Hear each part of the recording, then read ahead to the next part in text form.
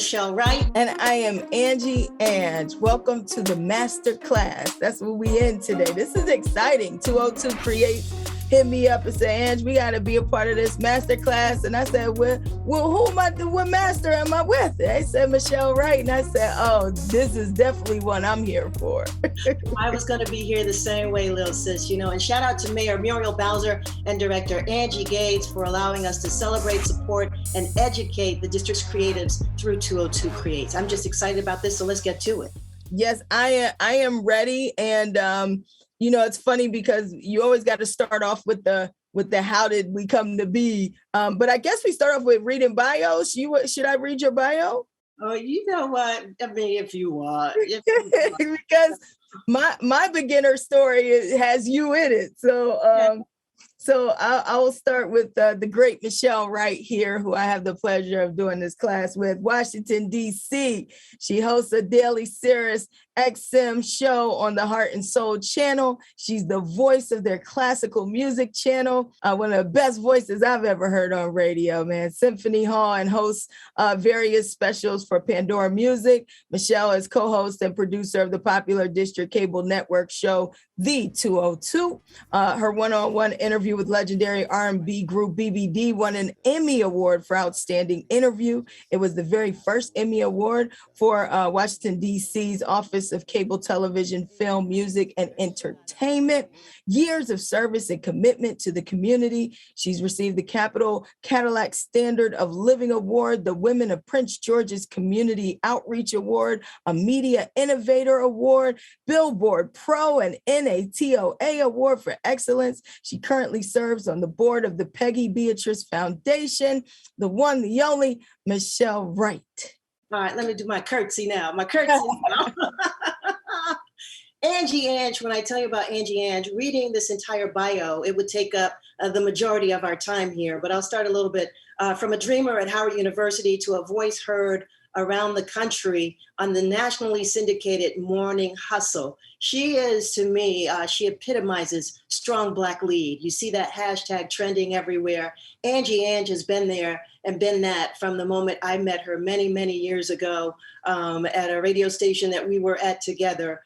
She's a motivator. She's been, just read the bio and get, Google her, as they say, and you'll learn a whole lot more about Angie Ange. Again, it would take me too long to read all these paragraphs about you and your greatness, but I am really excited and proud and honored to be here with you for this masterclass today.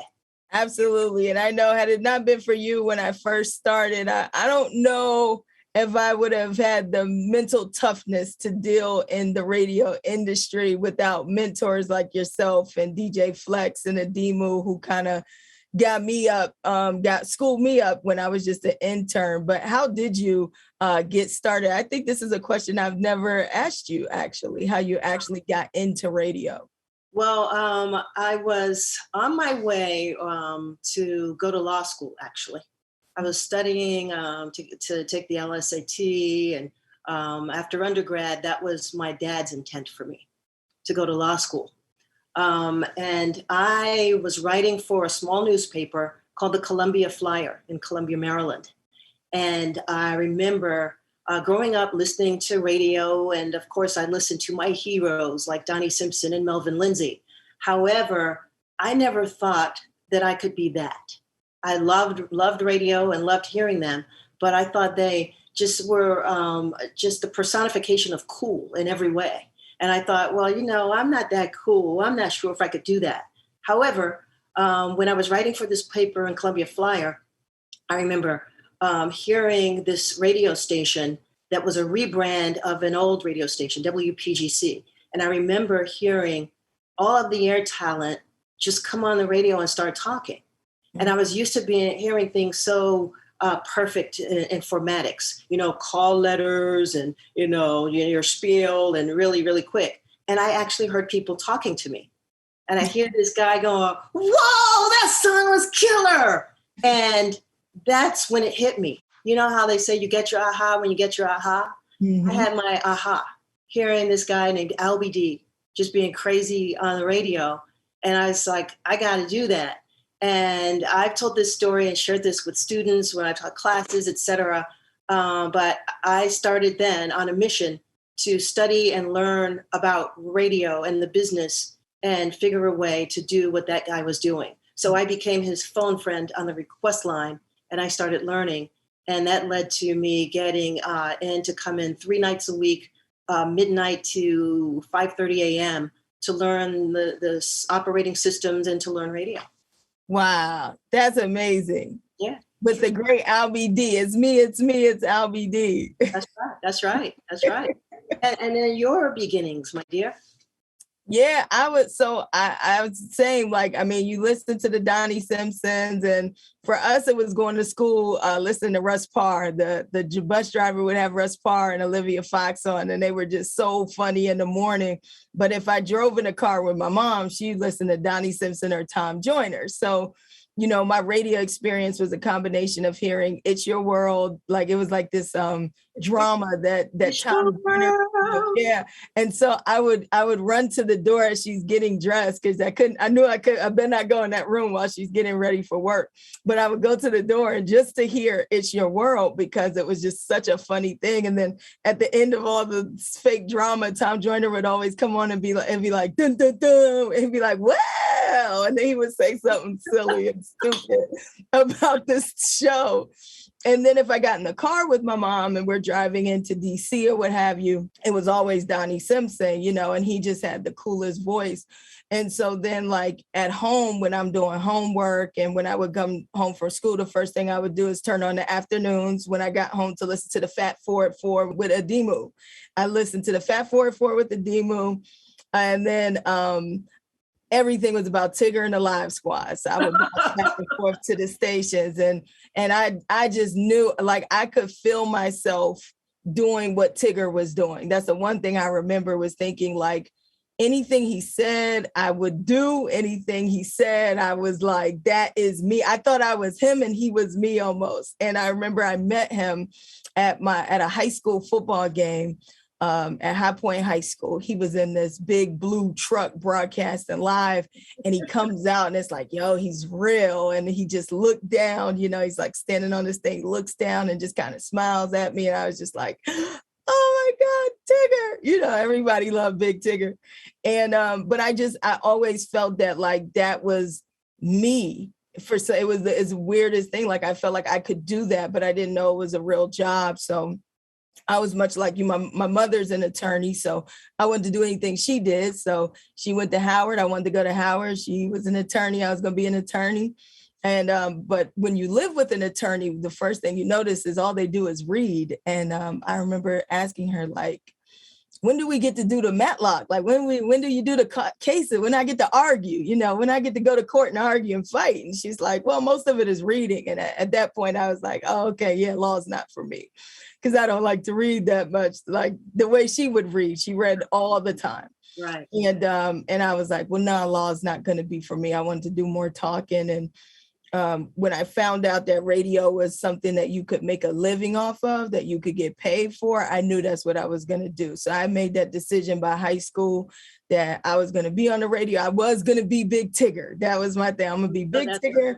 And then I'm going to have a syndicated radio show like Russ Parr. That was the game plan in like 10th, 11th grade. And so every decision after that was all strategy on how to get on radio. And so I thought I would go to Syracuse University at first because they had a really good journalism program. And then I learned that they had crazy snow levels that I couldn't handle. So that was out after I did a lot to get into their school.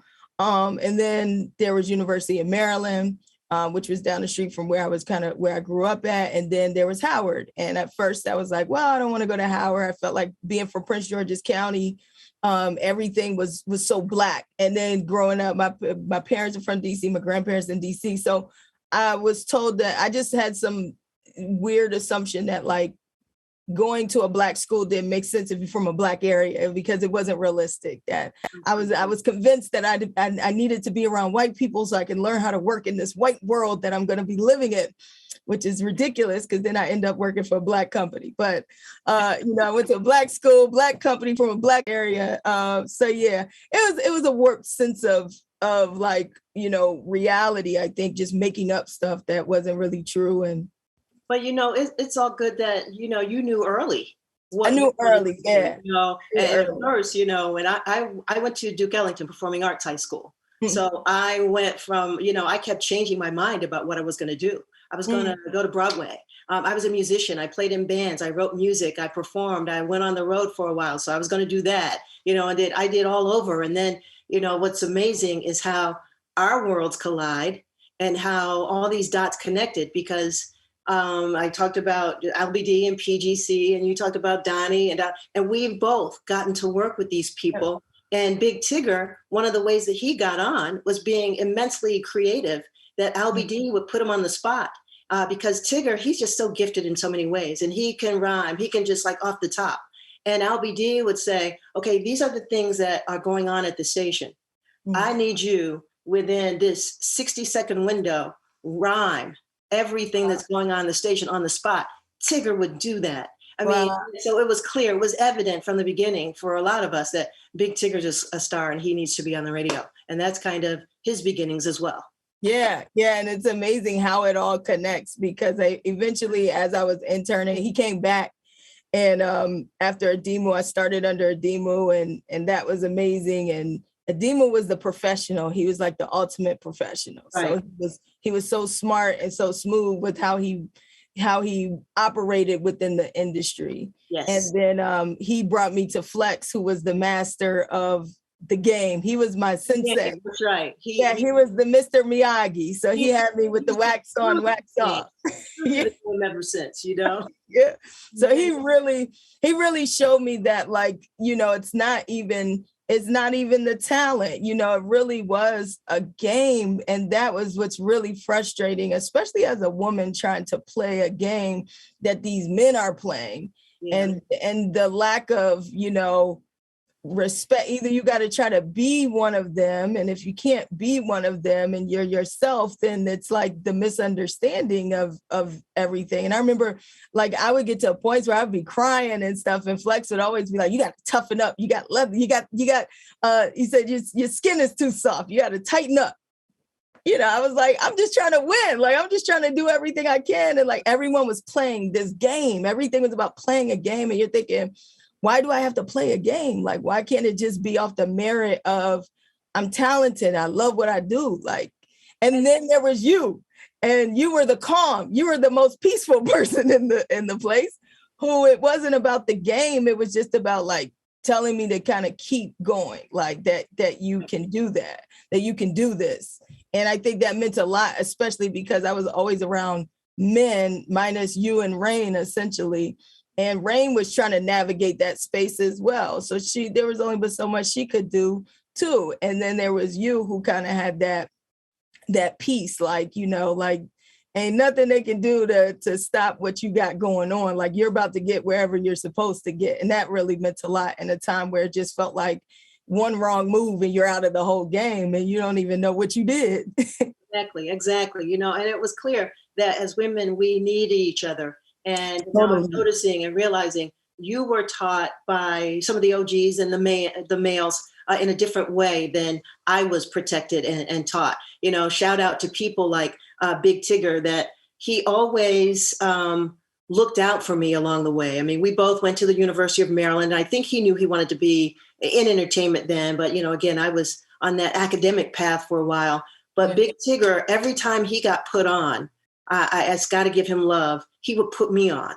Like when he had his syndicated show, Live in the Den, he was like, I'm going to have you do a couple of features. I know you write. I know you do this. I know you do that. I mean, he just, again, along the way, Big Tigger has looked out for me in so many ways. And so many of the males in the industry have looked out for me in that regard. They didn't tell me game because they saw I had this quiet cool, that I was stoic and I was focused on doing what I had to do. And I think they knew that. And they were like, okay, well, you know what? Here's this opportunity, though. Yeah. And a lot of the game is about opportunity and taking advantage of the opportunity. Now, Michelle, you've been in the game for quite some time. Like you have years in it. How do you stay creative? What is that creative process like? And how have you seen just radio evolve and change, especially when it comes to like how everything is moving into a digital space? How do you stay creative and evolve yourself? Well, one of the things in the digital space, we weren't going to stop that. And I remember years ago when I was at PGC and I'd heard about satellite radio. Connect more dots for you, right? And I remember people were discouraging me. And, there's going to be always be someone around to discourage you from anything that has gotten your attention. And I said, this satellite thing, this is amazing because people can hear me all over the world from one location. And I was always fascinated with technology anyway. And so being attracted to that and finding my way into satellite radio early, I had to get my foot in the door. And once I get my foot in the door, I try to not leave with everything when I kind of, want to maneuver around a little bit. But, being at Sirius XM, we're always about technology anyway. So I've always been, up on trends and up on whatever is going on in the digital space.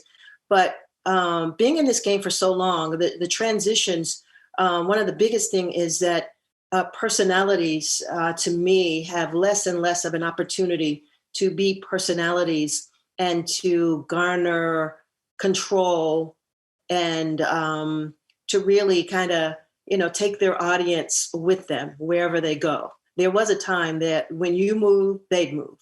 Days, the audience, I think, has been trained with disposability. Totally. That there's plug and play going on.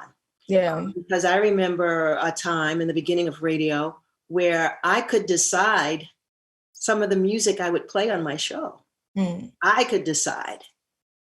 I could say, you know what?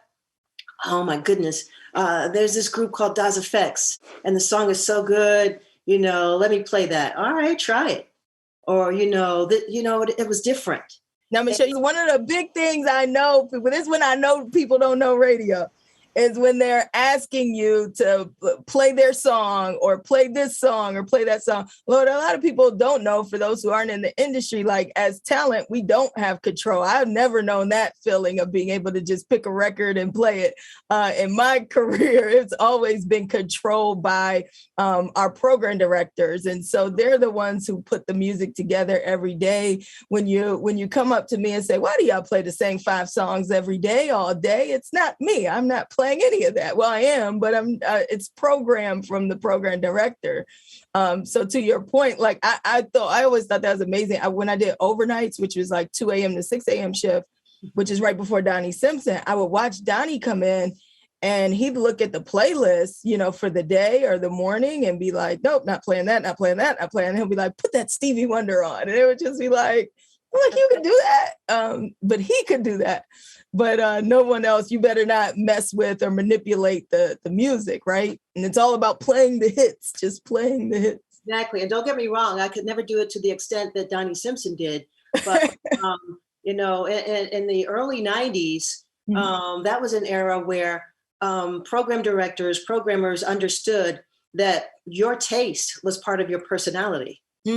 So that, my taste in music and vibe, because, that's to me, part of what my career was built on, the vibe. You get a certain vibe when you listen to me and you're going to feel good and you're going to, ride and you're going to discover some things and, just vibe. So that if I'm given options, if they're saying there are these 5 new artists, and among those 5 new artists, there are 5 current artists. And so you have 10 songs. Decide which ones you want to play this hour. Wow. I could do that, and then they said, okay, so it's time to reminisce. What's your vibe? I'm like, you know what? Today it's feeling kind of whatever. And, I'm looking out the window. You know what? I think I want to play this. Let's drop some Phyllis Hyman, How to Love Me. And of course I miss that. However, I understand how the business of radio has changed things, and everything being a business, everything has a dictate, and that dictate is tied to technology. So, the technology has its pluses and minuses, but we couldn't stop this evolution. We just have to find ways to exist in it. Like when things changed from the handwritten diary to record ratings for stations, to the monitors and you had to condense your time. I remember a lot of, or you couldn't talk as long, your breaks had to be shortened. I remember a lot of my friends in radio, they'd be complaining. They're like, oh man, they're just trying to shut me up, whatever. I was like, no, they're forcing you to be more creative, because then you have to find better ways and more concise ways to be you and to get that across, Yeah, looking at those restrictions a lot of times as like obstacles, finding your way around it. And that requires the ultimate creativity. And so I think when you get into your head about what they're not letting you do, what they're not allowing, or feeling like they're trying to stop you, then you inadvertently, you kind of stop yourself. But when you look at it as, okay, they can't stop me. And okay, this is the restriction. This is what I can do around it. You'll find that you actually elevate, your talent elevates in such ways that's how you stay in the game longer, is that ability to evolve. Would you say, Michel, too, I'm curious about this from your perspective, the ability to continue to stay connected with your audience because of social media? One of my biggest gripes with radio used to be when they would just up and fire somebody, and like, today I'm listening to you, and then tomorrow it's like the person never existed. There was never, like, very rarely does a radio personality get to say goodbye. It's just, I would listen, and the next day somebody else would be on or music would be playing, and they just act like you never existed. But it feels like having social media and having your following, you can in some ways continue to engage them through your other moves. What say you on that? Yeah, I agree completely on that. And one of the other things I would say is that I would suggest to not get so caught up in call letters, companies, because those things cannot love you back. Right. They just can't, and they won't. So that there is an art to the deal. And at your beginnings, when someone is trying to entice you to belong to them, that's when you ask for that thing that you think has been elusive and that you think is important to you. Think about your exit strategy. I would advise that whenever you do a new deal, you talk about and address then that way out. So while you're talking about how much am I going to get paid, what shift am I going to have, you say, wherever you give me that tap on the shoulder and say, this is it, let me say goodbye. I want that as part of my deal. I want to be able to say goodbye. Yeah. You both come to terms on, making sure, of course, and your professional is going to be respectful, whatever, but you're not going to get what you don't ask for. Yeah. So if you don't ask to be able to say goodbye, you're not going to get to say goodbye. Again, they're never going to tap you on the shoulder and say, this is coming in 2 weeks. Your email access is, just done. Your card doesn't open that door anymore. It's just over. Yeah, and they're escorting you downstairs with security as if you didn't just work there for 10 years. But as a process, sometimes it's I've always told students as well that in industry, especially entertainment industry, you got to think of it as a balloon. Blows the power, blows that air into the balloon, but they never tie the end. They hold on to it. Because whenever they want, they release it and then you flutter all over the place. There is, some embarrassment, and all that kind of stuff, and the displays, the way that things are handled when you're in the public eye.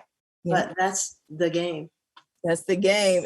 And speaking of the game too, Michel, like one of the hardest parts within the game is what happens when the game is kind of over for the day, right? Which is about the balance of it all, right? Trying to balance work life, personal life, family life. How have you been able to do that throughout your career in terms of keeping balance and keeping yourself just in a peaceful place? Because again, you're probably the coolest person, the calmest, coolest person. It could be everyone's on fire. It could be a whole tornado and you still manage to at all times just keep things together.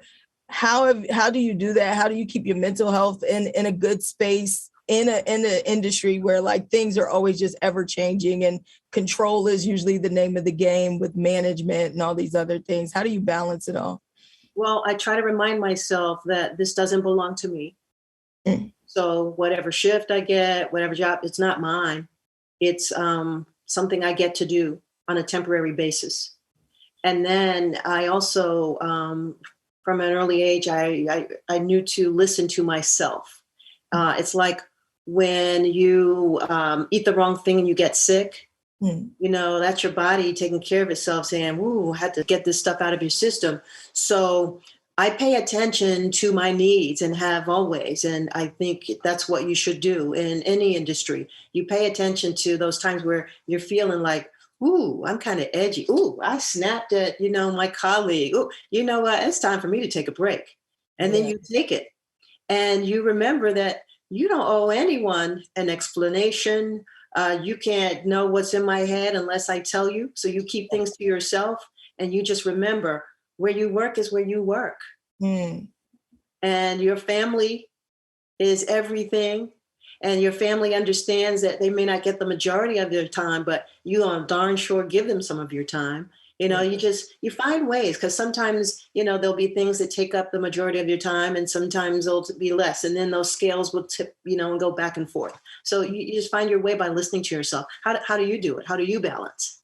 I'm still learning. I got to be honest. The last 4 years have been such an imbalance in life compared to the first 10 years in radio, right? And that's with all the obstacles. You had your daily obstacles and things, but I had never experienced what I've experienced in the last 4 years in terms of the morning show just blowing up the way it did. And then I thought I was coming in to help out. And that turned into, let's move you from afternoons to mornings, which I really just did not want to do because I felt, as you get into the industry and you learn it, you do start to see this is what I want to deal with. This is what I don't want to deal with. And, maybe when I was a kid, I wanted to be Russ Parr, but at this point in my life, I was really happy in the afternoon. Afternoons, I had control. It's like you said, I had a vibe that I could create, especially with the mixes being analyzed. We doing Twerk Something Tuesday. I was in a really good space. And then comes the morning show and I did not want to do it. But I also knew that if I didn't, who would, and I also knew that they hadn't let, a woman lead a morning show in hip hop and at least in the DMV area from what I've grown up listening to. So I felt like, okay, this is a big deal, a big opportunity. And I took it and life just was so unbalanced because everything I knew I didn't want to deal with, now I had the responsibility of dealing with. When you have especially when it's your own morning show, it's named after you. Everybody's coming for you. It was like, how dare you have a show named after you? How dare you want to be this great? And it just became I was just like, well, damn, I thought it was did y'all do this to Russ Parr? You do this to Donnie Simpson? I thought you loved me. It's like, we love you, but you can't have this type of power. We're going in this direction, that direction. And it was just I felt like their lack of knowing what they wanted I got wrapped into that. And then, when it then became, well, we're going to do the morning hustle, we're going to do syndicated. And then it became, we're going to move you to Atlanta. And I was just like, wait, what? I didn't spend all this time building I'm a local person. I love local radio. I love where I'm from. So I'm very invested in that. And so when you tell me this is the direction we're going in, you going to take it? Or you can be gone. It wasn't really a in between. So I just had to keep rolling, right? So now I'm just constantly going with things that I know are not in alignment with who I am. They're not in alignment with what I've done. At the same time, though, I felt like God was working, though. So I didn't know why it was happening or what was happening, but I could feel God was working. And I think he had to make me so uncomfortable to learn that you got to make a move. You gotta there's a reason you have acquired these skill sets. There's a reason you done got to this space. Now I need you to really find yourself again. So I'm still trying to learn the balance because in trying to accommodate the company, I lost so much of myself. And it's it's not a regret, but it's something that I think about constantly because I don't regret the decisions I've had to make. But I also asked myself, I told myself, don't ever put yourself in a situation where you're just going along with everybody, especially when they don't know what they're trying to do. They didn't have direction. Right. For me to follow somebody who does not have direction, that's a person, a company, anything, I'll never do that again. If they don't have that direction, like I have to be strong enough to say, okay, let me find my direction. And it may not be the most popular opinion. You may have to make sacrifices, but don't just be going along thinking like you don't have choices, because they'll also make you feel like that. And when you feel like you have to be so committed to them and their establishment that you're no longer committed to yourself, you start to, I've never lost family and friends, but I could feel myself like just being separated. And being in Atlanta, I felt isolated. I felt like, no balance, because I don't know anybody down here. I ain't never moved before. And none of that mattered. Like, it was just like, but we need you to execute on this syndicated plan we got, So it's been the job, the company, it won't love you back. It won't love you back. And love yourself more than all of that. And I tell you, we've been feeling you from afar. Sometimes, when you get to different stages in life, because, real quick, every 10 years, there's going to be somebody else on your neck, that next generation. Every 10 years, the next generation is up, being on the neck of the ones that, were kicking it then or whenever. Sometimes the positions you're put in, it's for somebody else. That's real. Somebody else. That's real. And that goes back to what you're saying about that exit strategy.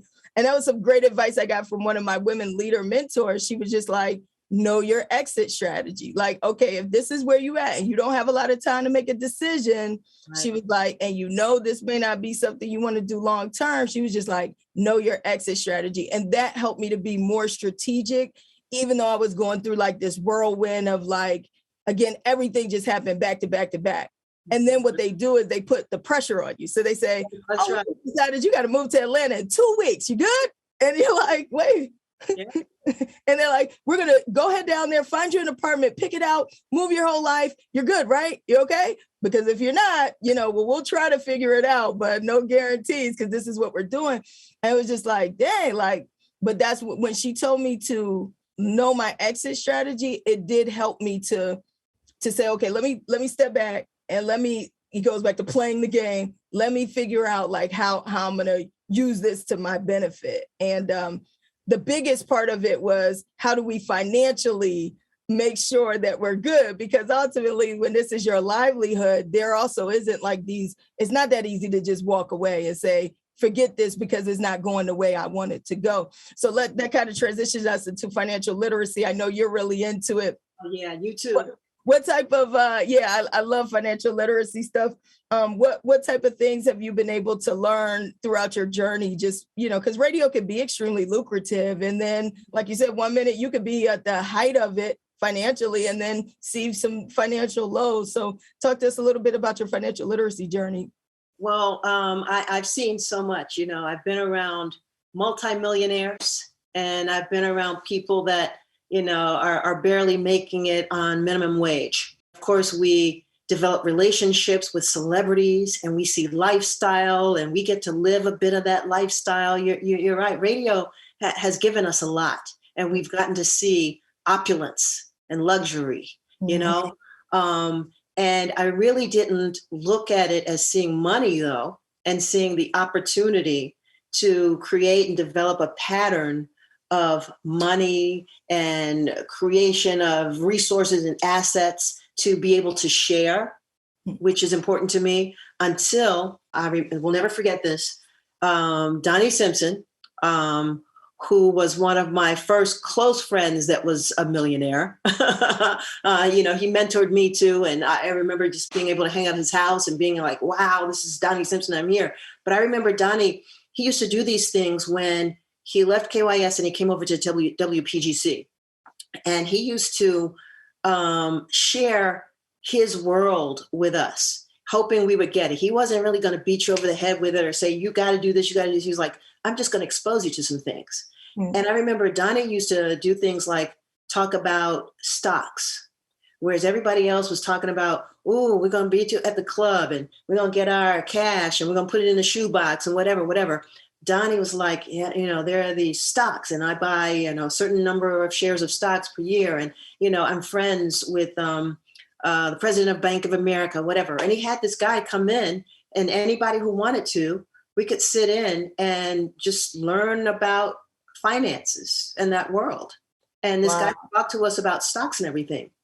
And I had my aha then, because Donnie told us that what he would buy and the reasons he would buy certain companies. And I remember it was me and Chris Paul were in there. Shout out to Chris Paul and Huggy Lowdown and a couple of other people. Everybody didn't want to attend. And Chris said to me, he said, "Oh, we don't have it like Donnie. We can't afford to buy any stocks." And in that moment, man, that brilliant side of me just kicked in. And I said, but it's relative. I was like, if he could buy 100,000 shares, with our bonuses, we could buy 100 shares. And from that point on, I used to think about everything in the financial world in terms of relativity. And I was like, do what you can where you are, and then share it. Because again, one of the things that is so important to me is to see us as a people develop a pattern and practice of owning, controlling resources to create an economy and to share it with each other and to pass it down generation to generation and generation. So from there, back then in the early 90s, because one of my first computers that I bought for myself was an Apple computer, I started back then buying shares of Apple. Wow. Back then, I started buying shares of certain tech companies because I was into tech and I knew about the tech companies that made the parts that go into computers and things like that. And again, everything is relative. So I did it on my level where I was. And again, that's a thing that I'll tell my students over and over again. You can do exactly what they're doing, those rich folk, but you do it where you are. And you will still amass an amount of money. There'll still be a financial reward and benefit. But I'm so into that for my people and seeing that for my people. Yeah, no, that's amazing. That's amazing that you guys saw that early on. I think there's something to be said about acquiring assets as early as you can, to see that. And a lot of times you don't really see the benefit in the first couple years. I always say it's after like the 7 to 10 year mark that I really started to see that compound interest start to really work on investments. And I think some of the smartest thing, I come from a family of CPAs, so financial advisors, and my aunt was a financial advisor. And I would always keep it real simple. I'm like, Auntie, how do I get rich? I just need to get rich. Like, just how do I do that? Just show me like I could just put it in some fund and it was good and I'd be rich tomorrow. And she would always say one thing every time I ask her how I'm supposed to get rich. She said, it's not what you make, it's what you keep. Yep. And that's what she would always tell me. It's not what you make, it's what you keep. And I didn't understand that until much further down the line when I was paying so much out in taxes that I had to learn about how to keep more of my money than goes out. But she showed me a lot of things. And then I had a mentor, Michelle Williams at Radio One. She was a general manager. Oh, yeah. And as I was really, because getting into radio, I fell in love with the whole thing of radio, not just being on the air, being a celebrity or star. I was into the business because everybody that had the most money was not on the air. They were all either they were management or sales. I started going back there. I'm like, I got to go where the money resides. So I'm back there in sales and management. And I got in real good with Michelle Williams. She loved me.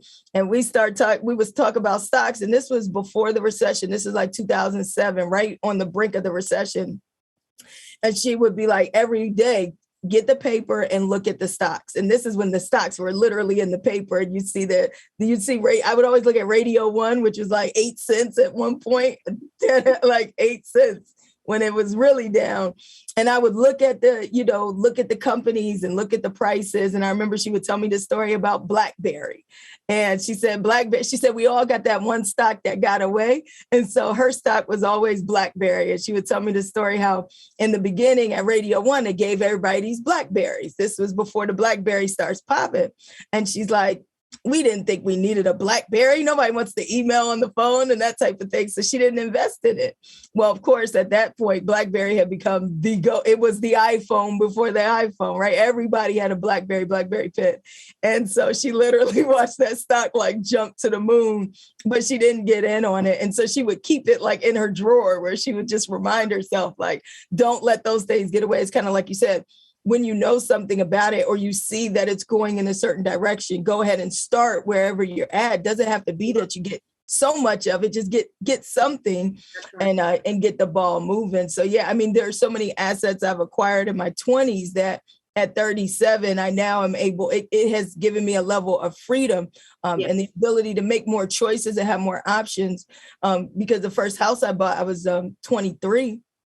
And so now I'm seeing like, I didn't see the value because it plummeted and everything during the recession. I bought it right before the recession and I didn't think it was worth anything. And now today it's like, it's booming, it's thriving, and I rented out and I was able to get another house. And so like, those are all things that in that moment, I didn't always know what was going on, but like down the line, it's been great for creating options for myself where I don't have to worry so much about, oh, you have to have this job. You don't, because you don't have any other choice but to keep making a paycheck. And so I think financial literacy is so important in the sense of if we can learn how to find more assets to get into, whether it's stocks or real estate or finding businesses that you can purchase that can cash flow, or being able to develop partnerships with other business owners who have experience. Perhaps you bring capital or credit to the table, or maybe you have experience and you meet people who have capital and credit. There's so many ways that you can begin to build your network or build yourself up outside and acquire those assets to provide options down the line, which is so important because at some point you're going to get to a place where you're going to need some options. That's right. And having assets definitely creates options. That's right. It puts you in a place of freedom so that you can decide what you want to do rather than be dictated to. And one more thing I want to add to that is I want us to see us get into the into the habit of supporting each other. There are certain communities, certain other types of people that they only buy within the market of who they are. They buy from each other. If they have a car that needs tires, they'll go to someone in their community that makes tires and whatever. And I'd love to see us do more of that. Sometimes we go outside of our communities, and we're like, okay, well, let me go and get this. Like, no, this is how we build a real community and not just have, as Dr. Claude Anderson said in one of his books, not just have neighborhoods, that we have actual communities that are self-sustaining, self-supporting, that kind of thing. Yeah, I definitely think we're getting there. The beauty of the technology is people want to support Black owned. They search for Black owned, and it's like we're starting to get those words out. Shout out to my girl Angel from the Spice Suite. Like I've watched her build. Angel, that's my cream, my sister. It's so cool to see how she's developed this and built this community around her spice shop. And it's just like she's utilized social media to do that. And people want to support her from around the world. And it is like, I wouldn't have known about it if it didn't pop up on my timeline. And then I was able to go and buy spices and stuff for my grandma and for myself. And it's pretty awesome. Honestly, if someone said, I want to get in radio, Michel Wright, how do I do that? One, would you even recommend they try to get a radio job in this climate? And two, if so, talk to people a little bit about an air check and what that means to us in the radio world and how to prepare it. An air check is an audio capture of your moments on the air. And it is usually under 5 minutes, or sometimes these days within a minute. But it is those times, those moments that you talk on the air, all captured and pieced together. Sort of like, I guess, a mix or something. But I think these days an air check is not a requirement to get on the radio or get into radio. And I think radio is still an excellent field because you can leverage a position on the radio into so many things. And being on radio, in radio, in any media, it gets you an access to people and to things and to information that you wouldn't get that being an outsider. But in air check, I just say, be yourself. It is so hard to be who you are these days with so many restrictions and with the way that things are about business. That, you used to be able to do things because or for the love of it. Now you gotta do it for the next move. Yeah, that's real. Man, you said something there, like, going from, and I think that's been a big learning experience or learning curve for me is I feel like I came into doing something I love and like I was so passionate about, like I love the art of radio. And now like I'm in a place where like people just be doing whatever on the board. No one's saying anything. I mean, I come from an era where you'd have messed up on a radio board or you'd have messed up a break and somebody's on that phone in you. Like, what was it? Because nobody cares. Yeah. I was like, I done spent all these years mastering this craft, this art that I so love. And anybody can get on here and just do anything, say anything, mess up anything, edit however, the audio, no one cares how audio sounds. And it's like, hey, it's content. Everything as well as good content. So it's a win. And I'm just like, dang.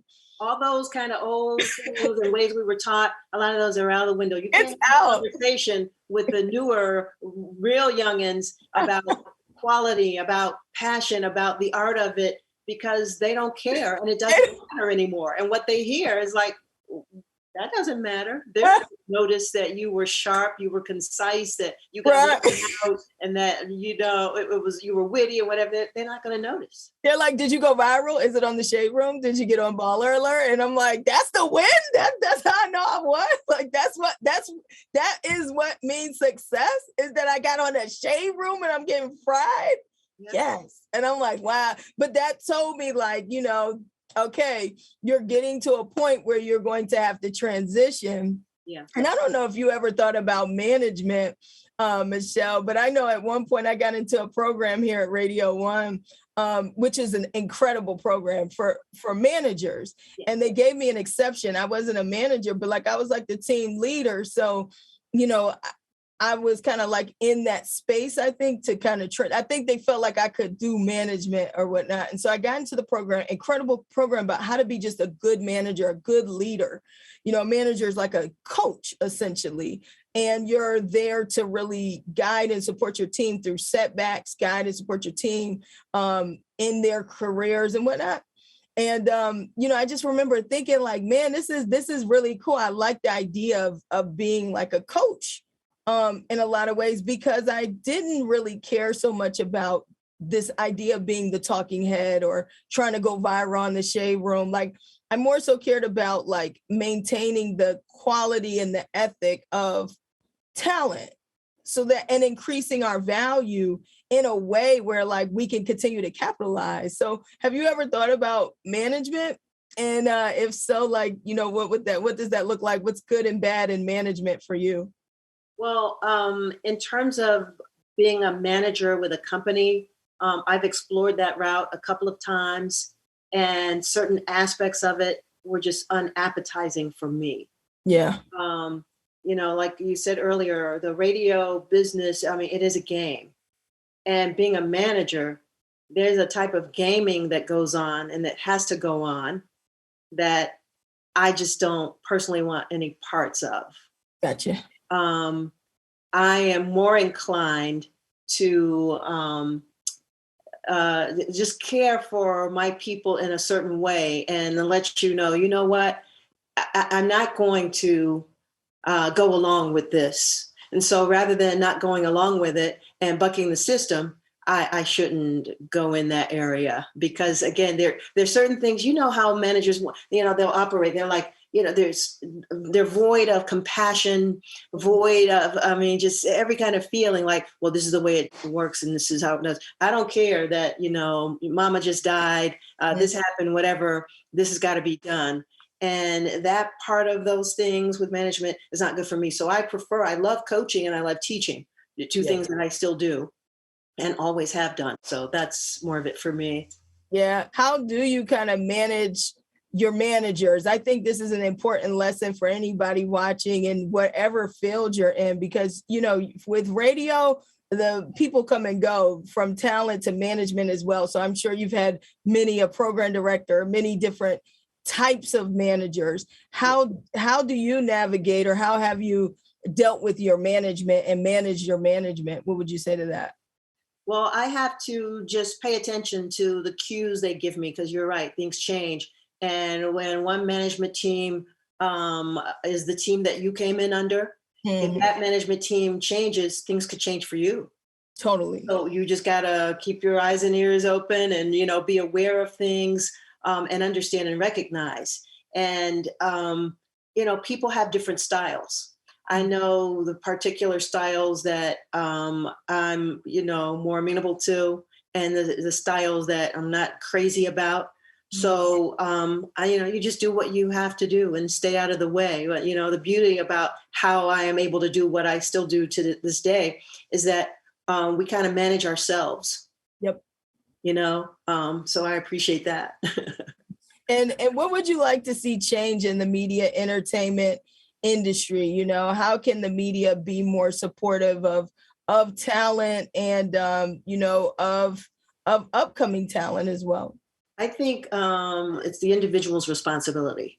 Media doesn't really have a responsibility to the individual, even though we want them to, we would like them to. But the way that things are now, that you can create anything you want.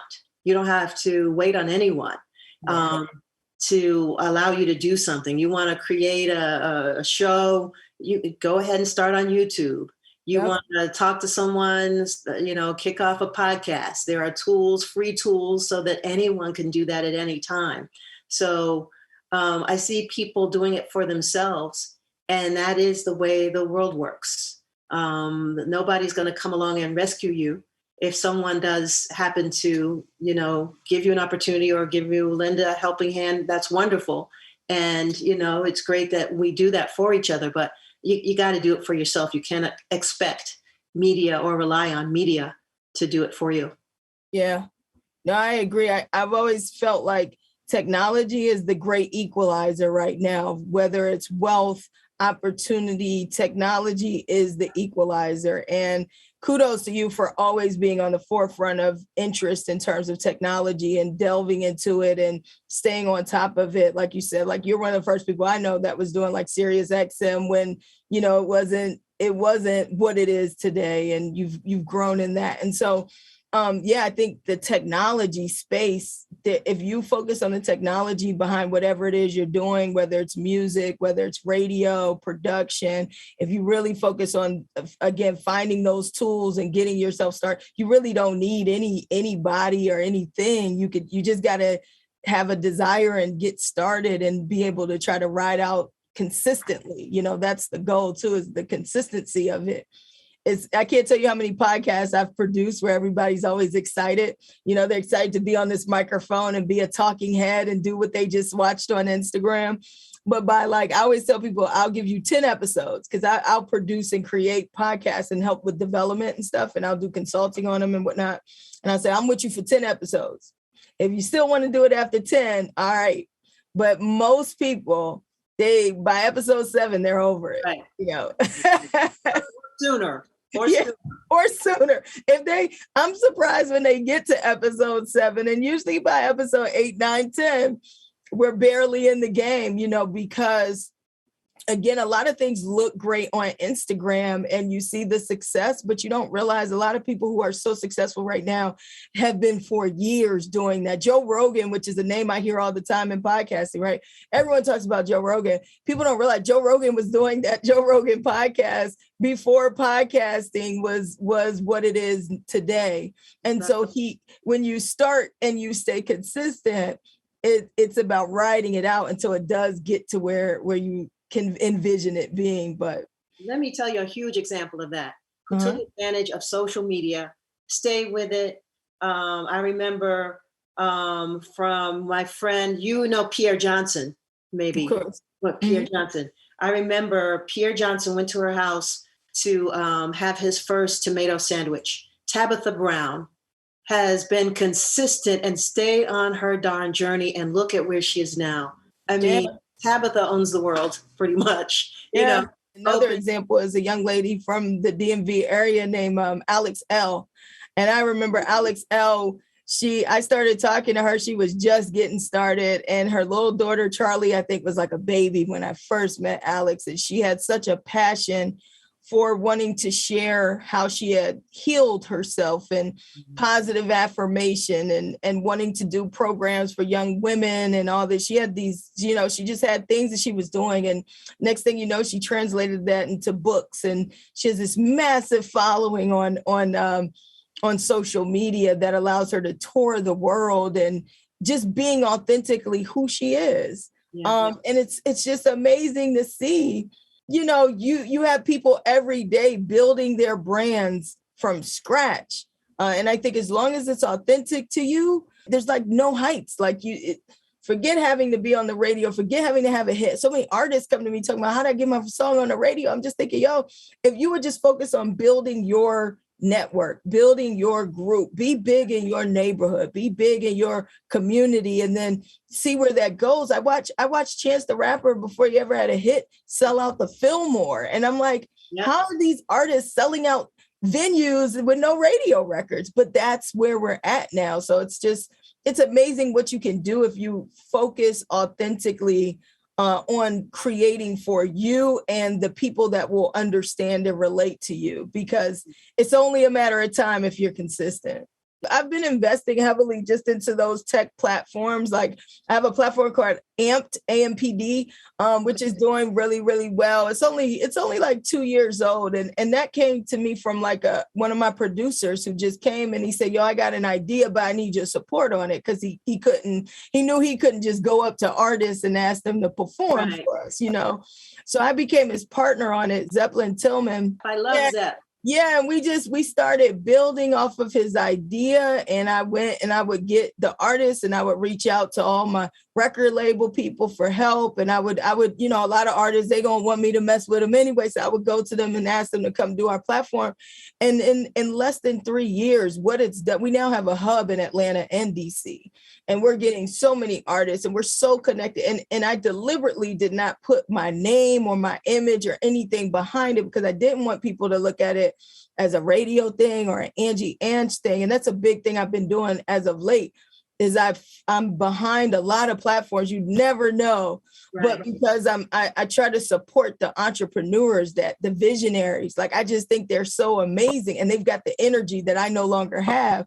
But what I do come with is connections and a little bit of brains now, just being in the business. But like to see what that platform has done for like artists.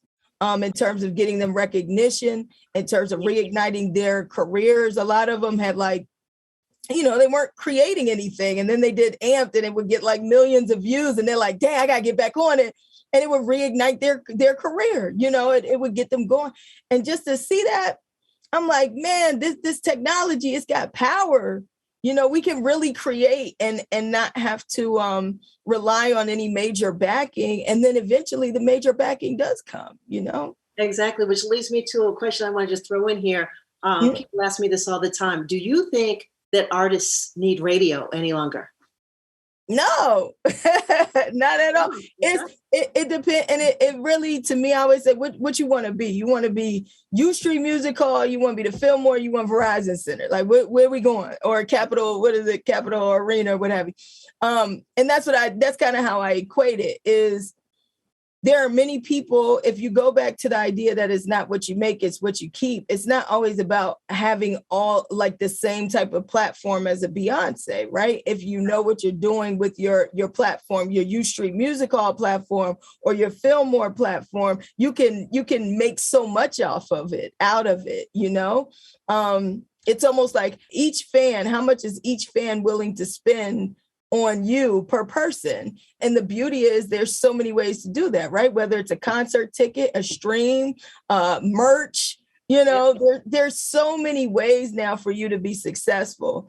Radio is just, I always say radio is Verizon Center. And or if you're going to get to the Verizon Center, that's a whole different machine. Not to say that there aren't people who jump in there from time to time. You know, we've had a couple, you know, Will the Rapper, you'll have a couple that like slide through the cracks, but for the most part, radio is Verizon. So if you want that, you got to show me that you can sell out U Street and Fillmore and Howard Theater and all them places, then we can talk Verizon. But at this point, I've watched so many successful artists do really, really well, and they've got no hits on the radio. That doesn't mean they don't want them.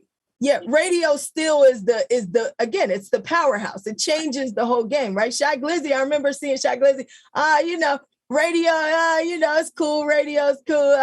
It won't, I'm making all this money. He didn't have like a big hit, whatever. And even this is after Awesome. Awesome had got radio play and whatnot, but not like Crew. And then Crew. Oh my goodness. Crew did. It changes his whole bank account, right? So then he starts saying, I got to make hits for the radio. That's right. And you start. So I'm not going to discount the power of radio in terms of what it does to an artist. Ella May is another one, right? Everybody used to, when Boot Up came out on the radio, there wasn't any young person I knew that wouldn't be like, man, I've been listening to this for the last 2 years, right? That's right. But it's not until Boot Up gets on the radio that she really catapults into full-fledged, like major stardom. That's right. So I still think, again, it's about levels. Radio is still the god of it. But do you have to have it in order to be a successful artist? Absolutely not. You know what's weird? I remember maybe it was kind of mid to late 90s. Of course, now with social media and we're, putting the word out about artists and we're trading information, everything. I remember how we would call each other and we get on our Motorola 2-pager to let each other know about different artists that were bubbling underground. Again, they didn't have any radio hits or whatever. And that's how I discovered an artist named Van Hunt, who is known now for Halle Berry's Man. Yeah. But, his music, when it finally got to radio, I'm like, I've been digging Van Hunt for years because I had a lot of friends overseas and in Canada, and we would, they'd inform me about music. I remember standing in a line at some small, teeny tiny club in Baltimore to see him before he got on. And then he wrote the Dionne Farris hit, Hopeless. But I just remember we used to tell each other about artists, that were bubbling underground before they made radio and then they get in it. But now, it's all over social media. That's how it happens. But they don't have to use radio to get their success. Not at all. Michel, this has been such a great masterclass. Even to this day, just talking to you has been great. I always get a gem, always get several gems that keep me going. And I do appreciate you and all that you've done in this industry. And just for me personally, I do always appreciate you and your words and everything, man. Well, thank you. The same to you. I appreciate you. You are a shining star. People, even on the outside, look at you and say, Angie Ange has been doing things the right way. People, they make mistakes along the way. They don't know what you're dealing with and what you go through. But it looks like you are making all the right moves. You're doing it the right way. And you're just such an example. Like I said, every lesson isn't for you, not you alone. It's sometimes for somebody else. And somebody else's out there get inspired by you and get their drive by seeing you, by watching you. Thank you so much. Thank you for that. And as we wrap up, I'll end with the last question, which is, if you weren't doing this, what do you think you'd be doing? If you weren't in this wild game of media, radio, entertainment, what else do you think you'd have been doing? Two things. I'd be a part of writing team for shows that we see on Netflix or even some of 50 Cent shows. I'd be a part of writing teams, putting those shows and those series and scenes and episodes together. Or I'd be in music. I'd be on my keyboard, sitting in some studio, writing a song, not necessarily singing, but, I'd be writing, I'd be making music, because music is one of those things to me that it just lasts forever and it hits everyone, no matter who you are. I'll tack it on to where I'm moving into, what I'm doing. I think I would be in full entrepreneurial mode. I'd have multiple business endeavors moving. Right now, I have a restaurant that I'm working on in downtown Silver Spring. It's where Expectation used to be. Yeah, we're going to call it Miss Toya's Creole House. It's going to be opening in the spring. Also, I've really been doing just again, managing and guiding talent. I feel like I'm like a coach in a lot of ways. Just I think the reason I've been able to do things right is because I've listened to people like yourself and Flex and Rain and Adimu. Like, I'm really good at listening to people who are way smarter than me and applying that to avoid a lot of mistakes. So I feel like if I wasn't doing radio, I would definitely be full mode entrepreneur, opening up restaurants, managing talent, and also producing. I produce podcasts. I distribute them as well, because a lot of people don't know how to get them on the platforms. Produce and distribute podcasts, grow my media, my digital media company, and yeah, just be in a place of peace and prosperity and backing, supporting the next generation of talent. Because as you said, Michelle, every 10 years, there's this new crop of... They on your neck. Yeah. And I said, rather than have them on my neck, I'd rather prop them up and just sit back and let them do what they do, because they got way more energy. So I'm so proud of you. I'm hesitant to talk about the things that I'm doing quietly, because I've been burned in the past too many times with just some huge, major things. So it still involves producing and writing. So just doing that. But you know what? There's something to be said about people named Angie in the radio business, like Angie Martinez, like Angela Yee, Angie Ange. You are doing your thing. I am so proud of you. I am beyond it, actually. Congratulations on the restaurant. Is it at Angie Ange or Angie on the mic? What is the social media? Oh, at Go Angie, all one word on the gram. Real simple. I feel like I use Instagram a little bit more than Twitter. Twitter, I just be on there listening to people's thoughtless thoughts and finding articles and things that I retweet. So I don't do Twitter too much, but I'm on Instagram a bit more. So Go Angie, all one word on the gram is where you can usually find me. Or you can go to my website, 38madisonmedia.com. I love Twitter. I get a lot of information and laughs on Twitter. My Twitter and Instagram are the same. Get Right Media. Get Right Media. Right is spelled with a W, like my last name. Thank you, Angie. I love you. Thank you, Michel Wright. I love you as well. This has been the Masterclass. Thank you to 202 Creates. Thank you to Mayor Muriel Bowser for providing these platforms for us to have these discussions. And hopefully you got something great out of it. Again, thank you, Mayor Muriel Bowser, 202 Creates, Angie Ange. It's me, Michel Wright. Hey yourself. See you.